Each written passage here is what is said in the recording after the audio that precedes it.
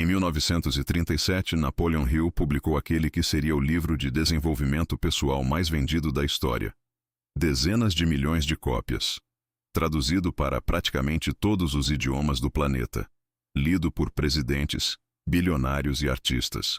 E no meio desse livro, num capítulo que a maioria das pessoas lê rapidamente, sem entender o peso do que está diante dos seus olhos, Hill revelou o que ele chamava de o segredo mais mal compreendido entre todos os homens de genialidade e realização extraordinária. Ele não chamou de motivação, não chamou de disciplina, não chamou de foco. Ele chamou de transmutação da energia sexual. E então, a maioria dos leitores virou a página. Esse foi o maior erro que poderiam cometer. Porque o que Hill estava descrevendo não era um conselho de autoajuda. Era a codificação em linguagem moderna de um conhecimento que civilizações inteiras guardaram como o segredo mais precioso de toda a iniciação espiritual. Um conhecimento que aparece nas pirâmides do Egito, nos textos védicos da Índia, nos manuscritos dos alquimistas medievais, nos símbolos gregos e em passagens dos evangelhos que nunca foram explicadas com a profundidade que merecem. Este vídeo é para quem está pronto para entender o que Hill realmente escreveu. Para quem quer saber por que os homens e mulheres de maior realização ao longo da história tinham uma relação radicalmente diferente com a sua própria força criadora. E para quem quer aprender a redirecionar a energia mais primitiva e mais poderosa do ser humano para construir algo que dure além de um momento de prazer. Prepare-se. O que você vai ouvir agora não foi ensinado na escola. E existe uma razão muito precisa para isso. Vamos começar pelo princípio que nenhum professor de desenvolvimento pessoal tem coragem de nomear com clareza. O ser humano moderno está em guerra consigo mesmo. E o campo de batalha dessa guerra não é o escritório, não é o relacionamento, não é a conta bancária. O campo de batalha é a sua própria energia vital. Existe dentro de você uma força que os hindus chamaram de Shakti, que os taoístas chamaram de Jing, que os alquimistas medievais chamaram de ignis naturalis, o fogo natural. É a mesma força que está na raiz da sua criatividade, da sua ambição, da sua capacidade de gerar ideias, construir projetos e transformar pensamento em realidade material. E essa força tem uma expressão física primária, que a cultura moderna reduziu a entretenimento, a descarga rápida, a consumo compulsivo. Napoleon Hill observou algo que nenhum economista ou psicólogo de sua época estava equipado para nomear. Ele observou que os homens de maior realização que estudou ao longo de 20 anos, os Carnegie, os Edison, os Ford, tinham uma intensidade interior que os homens comuns não possuíam. Uma espécie de fogo que não se apagava. Uma capacidade de sustentar visão, de persistir diante do impossível, de gerar soluções onde outros viam apenas obstáculos. E quando Hill foi fundo o suficiente para entender de onde vinha esse fogo, chegou a uma conclusão que o surpreendeu antes de qualquer outra pessoa. A fonte não era a inteligência, não era o talento, era a energia. Especificamente, era a capacidade de acumular, sustentar e redirecionar a energia criadora mais primitiva do organismo humano, em vez de dispersá-la compulsivamente. Para entender por que isso funciona, precisamos ir muito mais fundo do que Hill foi publicamente. Precisamos ir até onde os iniciados sempre souberam ir. O símbolo do caduceu, a imagem de duas serpentes entrelaçadas subindo por um eixo central com asas no topo, não é apenas o símbolo da medicina moderna. É um dos mapas iniciáticos mais antigos que a humanidade produziu. Ele aparece no Egito faraônico. Aparece nos textos do deus Hermes na Grécia. Aparece na tradição védica como a representação da Kundalini, a energia serpentina que repousa na base da coluna vertebral e que, quando desperta e elevada através dos centros energéticos do corpo, transforma o ser humano comum num canal de criação e consciência expandida. Os 33 degraus que a tradição iniciática associa à elevação dessa energia não são um número arbitrário. São uma correspondência direta com as 33 vértebras da coluna vertebral humana. O caminho da serpente que sobe não é uma metáfora vaga. É uma descrição precisa de um processo fisiológico e energético que os sábios mapearam milênios. antes que a neurociência tivesse linguagem para descrevê-lo. O que os iniciados sabiam e protegiam com cuidado é que essa energia, quando não é elevada, não desaparece. Ela é descarregada. E cada descarga compulsiva, cada vez que essa força é dispersa sem intenção, sem direção, sem consciência, representa uma quantidade mensurável de potencial criador que foi convertida em nada. Em prazer momentâneo seguido de vazio. Em descarga seguida de letargia. Em movimento seguido de estagnação. Hill descrevia esse fenômeno com a precisão de quem havia observado o padrão em centenas de homens. Ele escreveu que a maioria dos homens atinge o pico da sua capacidade criadora apenas depois dos 40 anos, exatamente quando a intensidade do impulso sexual começa a naturalmente diminuir e eles param de dispersar energia compulsivamente. Mas os homens que aprendem a fazer essa transmutação conscientemente antes, esses homens chegam ao seu pico criador décadas mais cedo. Os evangelhos tocam nessa verdade com uma linguagem que só faz sentido completo quando lida por esse prisma. Há uma passagem em que Jesus fala sobre eunucos que se fizeram eunucos pelo reino dos céus. Lida literalmente, é uma instrução perturbadora. Lida como linguagem iniciática, ela descreve exatamente o princípio da transmutação. Não a eliminação do impulso, mas o redirecionamento consciente dessa força para uma dimensão de criação superior. A tradição cristã primitiva, anterior à institucionalização da Igreja, tinha uma compreensão muito mais sofisticada do corpo como instrumento espiritual do que o ascetismo posterior permitiu. Paulo escreve em Coríntios que o corpo é templo do Espírito Santo. Não uma prisão da alma, não uma fonte de pecado a ser negada. Um templo. Um instrumento sagrado através do qual a força criadora do cosmos pode operar quando o ser humano aprende a habitá-lo com consciência.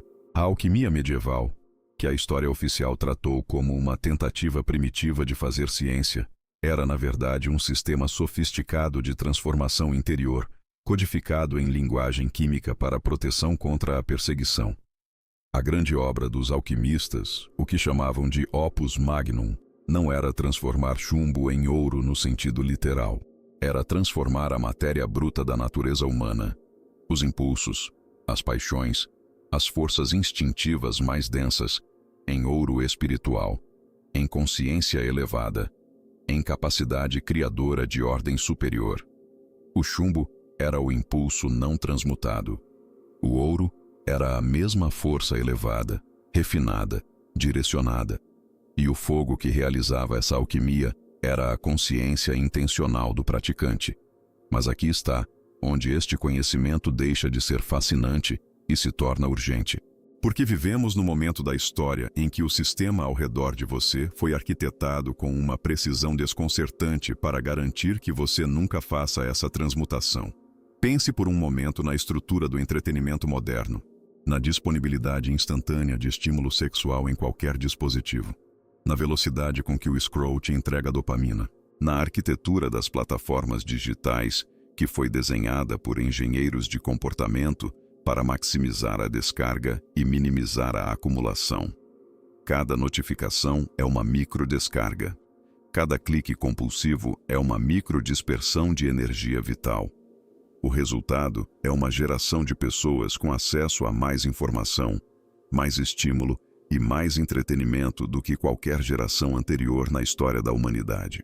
E, simultaneamente, uma geração com menor capacidade de sustentar atenção profunda, menor tolerância ao desconforto produtivo, menor energia disponível para a criação genuína de longo prazo. Não é coincidência. É o efeito previsível de uma cultura que aprendeu a monetizar a descarga e que nunca teve interesse em ensinar a transmutação. Hill escreveu algo que soa quase profético lido hoje. Ele disse que o homem que não consegue controlar seus próprios impulsos não pode controlar mais nada. Não porque seja fraco de caráter no sentido moralista, mas porque a mesma energia que escapa em dispersão compulsiva é a energia que falta quando ele precisa sentar por 3 horas construindo algo que importa. É a mesma energia que falta quando precisa sustentar uma visão diante da resistência. É a mesma energia que falta quando precisa criar do zero, sem garantia, sem aplauso, sem resultado imediato visível. Então, como se faz a transmutação na prática? Não em teoria iniciática, não em linguagem sânscrita, mas na vida real de uma pessoa que acorda de manhã com objetivos, projetos e uma força criadora que pode ou ser dispersa ou ser convertida em algo que dure. O primeiro princípio é o reconhecimento. Antes de qualquer técnica, qualquer prática, qualquer disciplina, o que precisa acontecer é o reconhecimento de que essa energia existe, que ela é neutra em sua natureza e que a direção que ela toma é determinada pelo nível de consciência de quem a carrega. A energia não é boa nem má, ela é força, e força sem direção é destruição. Força com direção é criação. O segundo princípio é a acumulação intencional. Toda a tradição iniciática que trabalhou com esse conhecimento tinha uma prática central em comum: períodos deliberados de continência, não como negação, mas como acumulação, como o atleta que não dispersa energia na véspera de uma competição importante, porque sabe que vai precisar de tudo o que tem. O artista que sente o impulso criador mais intenso exatamente quando a energia está acumulada. O empreendedor que percebe que suas melhores ideias surgem em estados de acumulação e não de dispersão. Hill observou que praticamente todos os gênios que estudou tinham uma relação de alta intensidade com um impulso sexual que não era repressão, mas redirecionamento consciente. A energia estava lá, viva e ativa, mas em vez de ser descarregada compulsivamente, ela era capturada no momento da acumulação e direcionada para o trabalho, para a criação, para a visão. O terceiro princípio é o canal. Energia acumulada sem um canal de expressão não produz criação, produz tensão, agitação e eventualmente dispersão por outro caminho. O canal é o projeto, a obra, a visão que você está construindo.